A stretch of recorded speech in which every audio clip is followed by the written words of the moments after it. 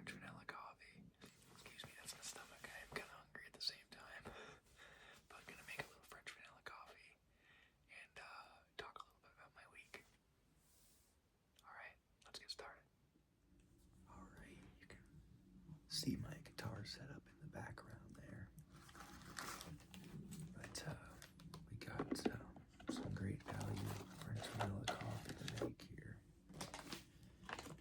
So I had this stuff before, and it's not bad actually. For the price that it is, it's pretty good.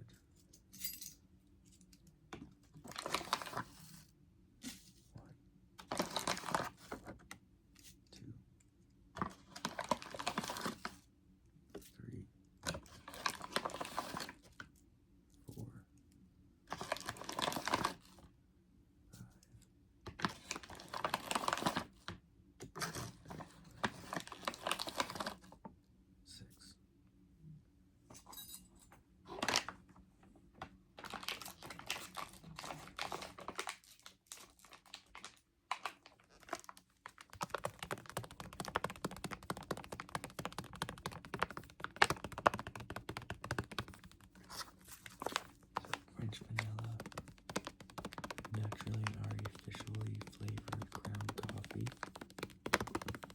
Makes 42 cups, medium roast, sweet and creamy. Net weight 12 ounces. For brewing instructions, measure 1 heaping tablespoon of ground coffee for each 6 fluid ounces of cold filtered water. Adjust to desired strength. For best results, store coffee in an all-airtight container in a cool, dark place.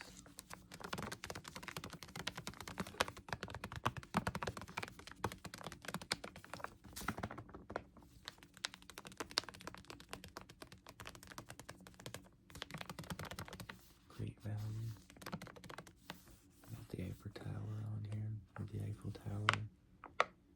What else do they have on here? Looks like a breakfast nook bench here, or like an outdoor restaurant area. Same thing on the other side. I think this is supposed to say, or this.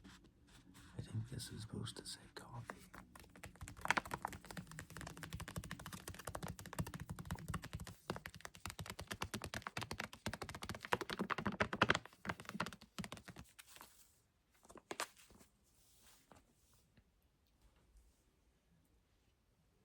Alright, let's pour the water in.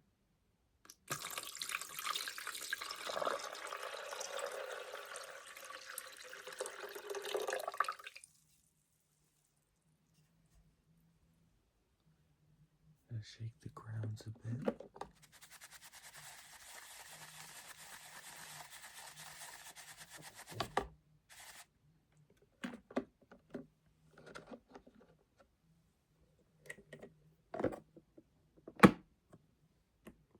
Thumbs up. Alright, let's get the brewing started.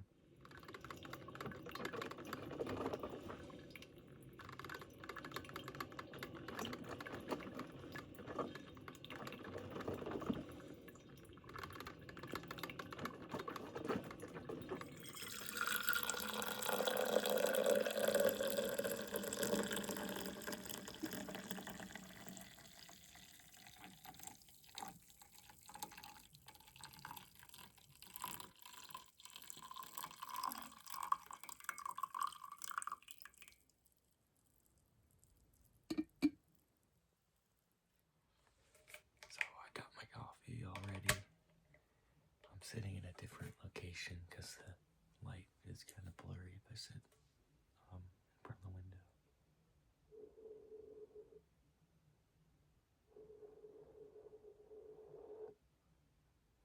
I got no creamer in this coffee. I think it still tastes good though.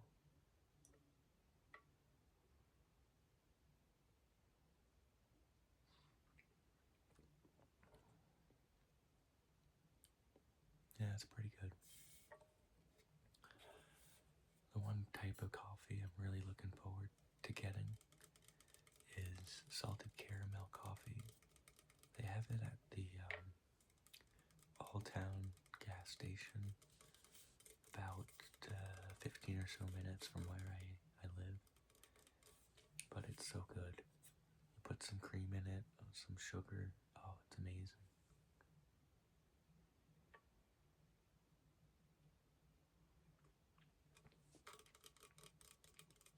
This week for me went by really, really quickly, actually.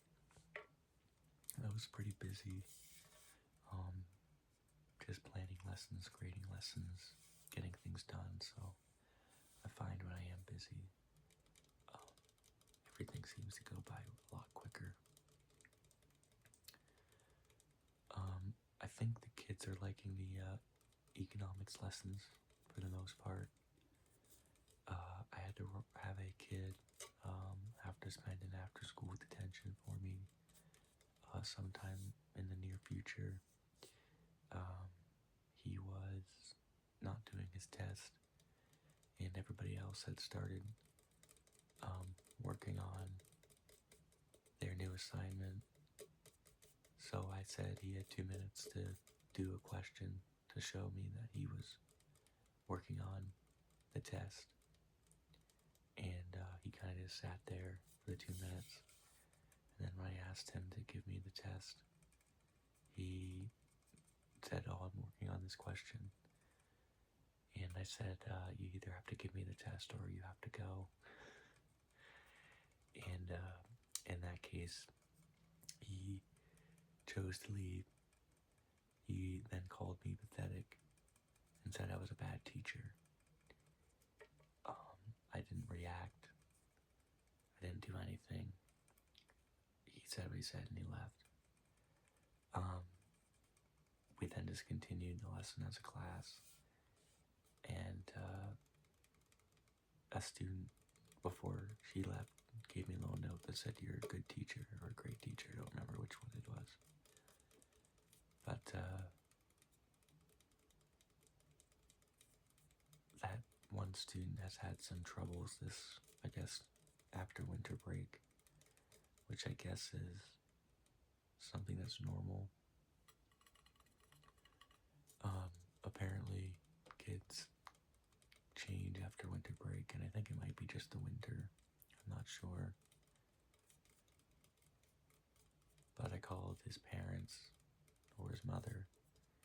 I said that he has an after-school detention for me for being disrespectful. The mother tried to explain that he was just wanting to work on his test, and that's all he really needed was more time. And then went and told the mother that everybody had finished the test. It was 8 questions. Even the kids who have para support and are developmentally lower than others had finished the test, and it's been a while. And then I explained to her that she can choose the day.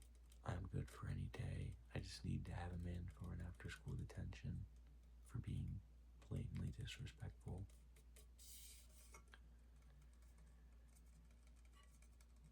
I was a little worried that she would refuse. She didn't refuse. And the plan is, if she does, I'll just keep him in for 2 lunch detentions instead, which equals roughly the same amount of time. So, you can only control what you can control. You ask the parent, I would like him to stay for an after-school detention. And if it turns out that they're not going to agree with it, that's on them. I would want my kid to learn the lesson of being non-disrespectful to people in authority, because as you get older, that gets more and more consequential. But if they do want to just have 2 months detentions. That's fine with me. He needs to have a consequence for it. You know,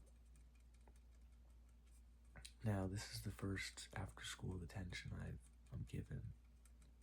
And I never explained to him that being disrespectful would be one. I never explained to anybody that being disrespectful would be one. The idea of after school detention is relatively new to me. The principal and vice principal were saying that, giving lunch detentions and after school detentions might be needed. So, I guess my one thing is, next time, to the class, when I start a class, is just explain to kids that any sort of immediate disrespectfulness is an after school detention.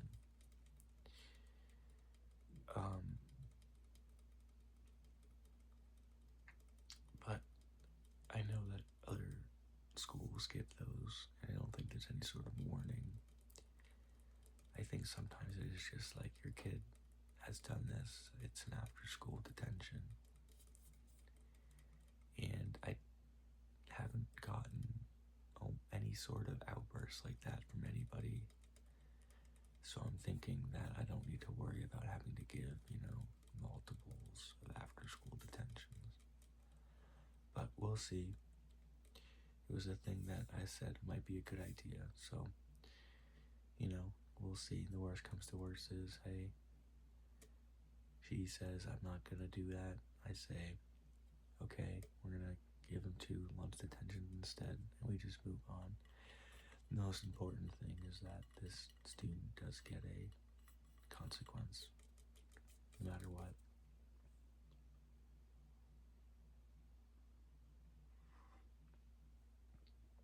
But after my worries were kind of subdued, and then my plan B was thought up, I'm not really too worried about it. For some reason, the relationship with me and him has gone downhill. And in my teacher brain, I'm actually thinking that it is because I let some things start to slide with him. He was late once. I didn't say anything. It would be a warning. And he had not have a laptop. So I don't know if that what he was claiming at. I'm not quite sure. But in, the grand scheme of things, it doesn't really matter.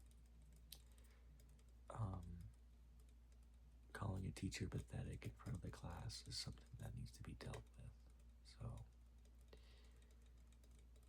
but yeah, everything else is going well.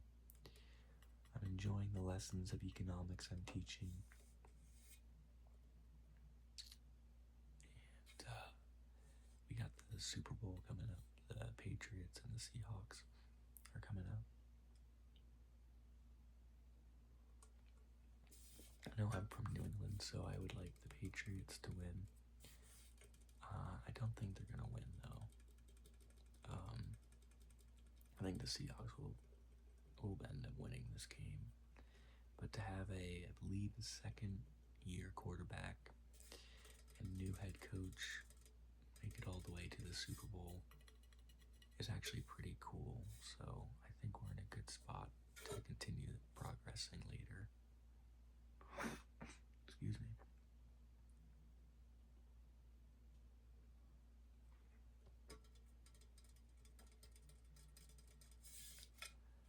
I have a meeting, a 2-day conference I'm going to with the science teacher on Tuesdays, Wednesdays, and I have to come up with some sub-plans.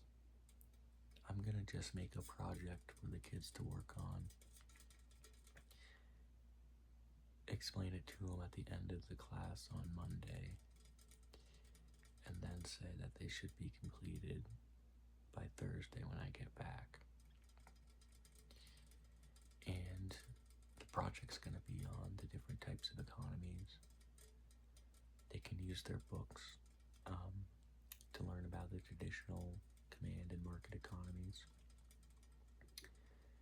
Give examples of countries in the world that have used these economies or are using these economies, and explain some potential benefits as well as potential negatives of each one.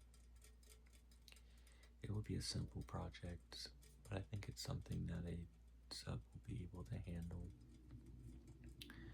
It'll just be a slideshow, and I'm envisioning is having a couple slides on traditional, a couple slides on market, a couple slides on command, and then I might have them write an argument about which one they think is the best. I'm going to have them do it in pairs with the most as a group of 3, and I'm going to make sure they understand if needed. I think with slideshows, 2 is the most that is needed. Once you get into 3 or 4 territory, it kind of turns into like, one person or two, one person does everything. So I'm gonna make sure they understand that 2 is what I want, and then if there needs to be a group of 3, then so be it. They also know that they are allowed to work individually if they really want to.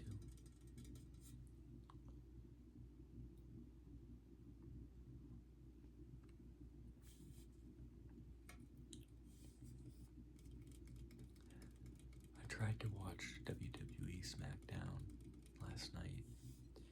I couldn't finish it. I fell asleep before it ended and went to bed around 10. I'm still quite new to wrestling, but I liked it. Cody Rhodes and Jacob Fatu attacked Drew McIntyre, the reigning WWE champion. And there was I think it's called a Fatal 3-Way match with Randy Orton, Solo Sikoa, and Aleister Black. And Randy Orton won. This is to get to the Elimination Chamber for a shot at WrestleMania, which I think is in March or April. It's a month or 2 away in Las Vegas. That was an enjoyable match.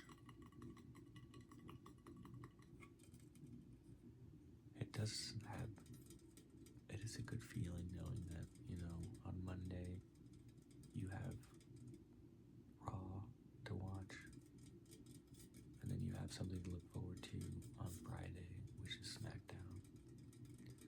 So I don't know if they did that on purpose, but to have those 2 days chosen for your serialized television show is actually pretty clever, I think.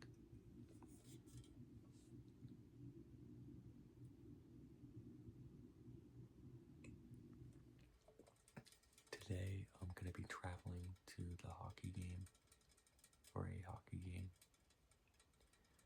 I'm going to meet up with 4 of my friends. We're going to meet up at one friend's apartment.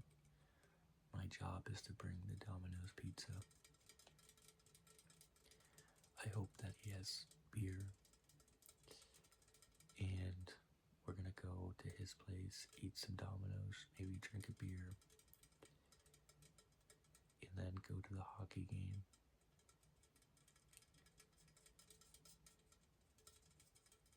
I love going to these hockey games. They're very, very fun. This time I'm planning on drinking just maybe 2 beers all night. Like, I don't want to drink a lot, I don't want to eat a lot. I saw a photo of myself from Team 2020, and I looked at it and I said, wow, I really used to look like that.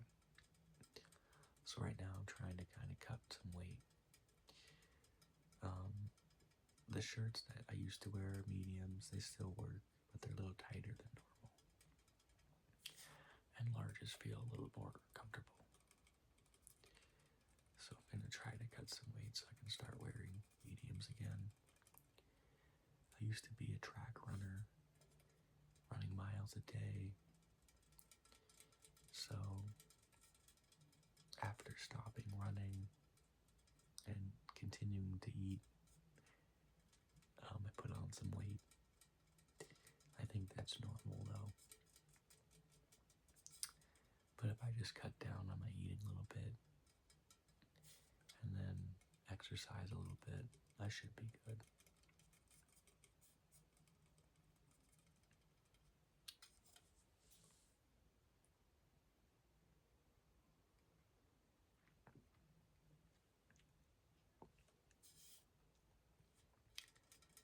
I know the science teacher that is going to this conference with me is not looking forward to it.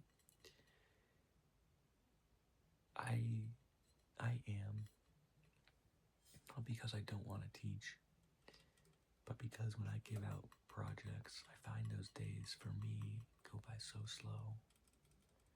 Just because I really have nothing to do. I give them the materials, I've already designed the project. Really at that point, it's just classroom management. And that's a pretty simple thing to do, at least in my experience during projects. I'm pretty relaxed when it comes to that. Kids know what they have to do, and they know when they have to get it done by. Unless some kid is pulling in kids who normally would be getting their work done or being so distracting that I need to talk to them, I'm pretty okay with a little chatting. So it is pretty boring for me, especially when we have February break coming up. 2 weeks from now, it's going to be February break. So I just really need to work out lessons for 8 days, and then I'm pretty much done for a week.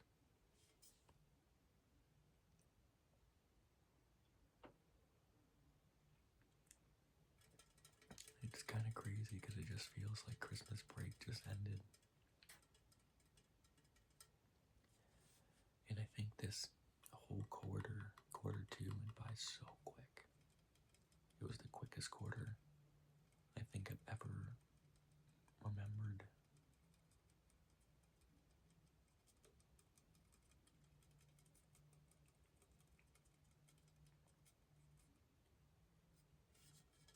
I'm also instituting silent study halls. We got rid of recess a couple weeks ago, and teachers are now supposed to give study halls instead. And I've never really been good at study halls. They're kind of tricky. My mentor did silent study halls, and I'm going to start doing the same. It just makes it easier. It's very simple. It's a very simple expectation. It can be enforced very, very simply. Students can work on classwork, read, write, draw, play learning games like Kahoot or GimKit. But it just has to be silent. Because there are some kids who do want to do work.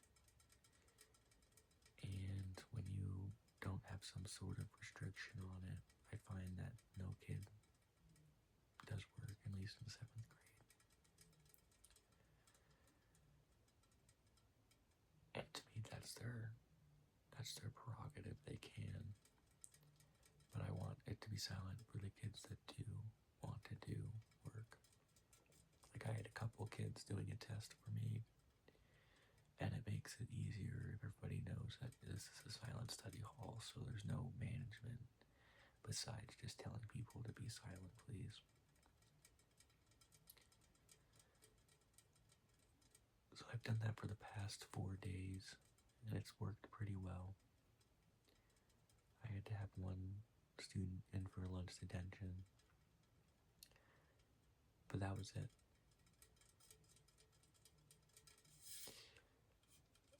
I will have to change one thing up though, because the game GimKit students can play together. And I'm okay with that as long as they stay silent. But I need to have maybe a quick talk to so that the expectations are super clear. I find that some kids really need you to spell out what's okay. So there's two ways. One is in the beginning of the study hall. If you want to go play GimKit, get it all set up now, and then, you can stay silent for the rest of it, as long as I do it quietly. The second thing is to explain that if you do want to play GimKit, you are able to just ask me, which I think is what I'll end up doing. Well, I could do both. I could just say, hey, if you want to do that, you can get it set up in the beginning of class. If you find that you're finished with your work and you want to join someone's GimKit, just ask me. I'm going to do that. That makes my life simpler. It makes it super clear about what we're doing in class.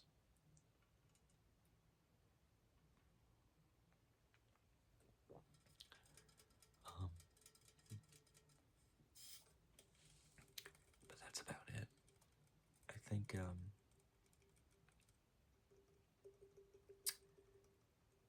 finding something else to do for what we have for ELA interventions would be fun. So that can buy me a little grace for the silent study hall, because I have the same kids for math intervention, ELA interventions, and study hall. And I would like to, instead of doing silent IXL during ELA interventions, which I've been doing for the past week, finding something more engaging so that it can maybe buy me, and maybe I'll feel even better. Maybe it's just for me, but it'll buy me a little grace. Instead of just having it being silent, pretty much. But that's my ramble this week. I hope you all had a good week and that whatever you were doing is going well and goals you're trying to accomplish are on the uptick. If you're watching the Super Bowl, let me know who you're rooting for. And if it's the Patriots, I'll definitely, obviously agree and like that comment.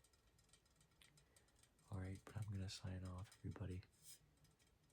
Hope you have a good rest of your weekend.